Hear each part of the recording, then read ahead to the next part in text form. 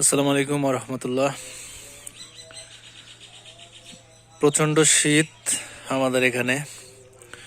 তো এখন বাজে সকাল 10টা বাজলেও এখনো কিন্তু সূর্যের দেখা মেলেনি। তো গত 2 দিন একেবারেই সূর্য ওঠেনি সারাদিন। এই যে আমার পুরো হাউসটা কিন্তু একেবারে এই যে পলি দিয়ে একেবারে ঢেকে রাখা হয়। এই ঢেকে রাখার পরেও কিন্তু একটা দুটা করে মাছ মারা যাচ্ছে। আসলে মাছের একটা ব্যাপার হচ্ছে কি, যেহেতু আমাদের দেশে গরমটা বেশি,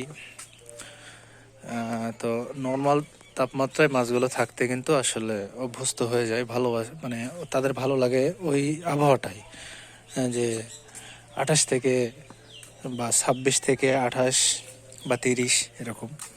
তো 30 হলে বেশি হয়ে যায়, তো 25 থেকে 28 ডিগ্রি পর্যন্ত এটা খুব ভালো একটা তাপমাত্রা। তো যেহেতু সারা বছর এরকম থাকে, তো প্রচণ্ড শীত পড়ে এই 2 মাস।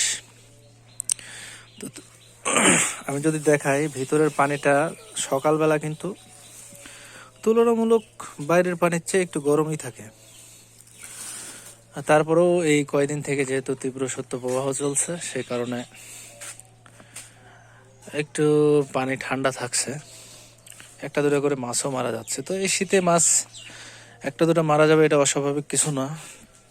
তো আপনাদের উচিত, যারা নতুন এই সেক্টরে আসছেন, শীত যেহেতু, আপনারাও শীতে মাছকে প্রোটিনযুক্ত খাবার খাওয়াবেন। যদিও মাছ এই টাইমে খাবার একটু কম খায়, একবার দিলেই যথেষ্ট, বা অল্প করে আপনি 2বারও দিতে পারেন। তো খুব একটা ভালো পরিস্থিতি না, যদিও মাছের কোনো সমস্যা হয়নি সেরকম। তারপরে শীতে মাছ ব্রিড করে না, মাছ বাড়ে না। তবে শীতকালটা ডিম দেওয়া মাছের জন্য খুব ভালো, যেমন গোল্ডফিশ, কই কার্প, কমেট।